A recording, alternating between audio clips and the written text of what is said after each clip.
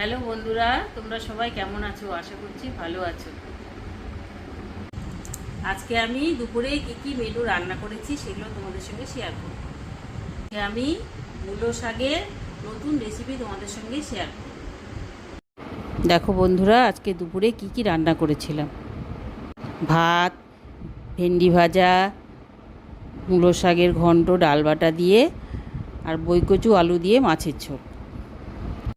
আজকে আমি তোমাদের সঙ্গে মূলো শাকের রেসিপি শেয়ার করব। প্রথমে কড়াইয়ে তেল দিয়ে কাঁচা লঙ্কা ফোড়ন দিয়ে মূলো শাক ছেড়ে দিব।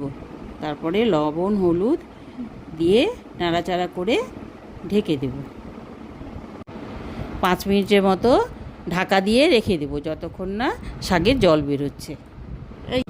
যতক্ষণ না জল শুকোচ্ছে শাকটাকে ভেজে নেব। জল শুকিয়ে গেলে তারপরে ডাল বাটা দিয়ে কিছুক্ষণ নেড়ে চেড়ে নেব।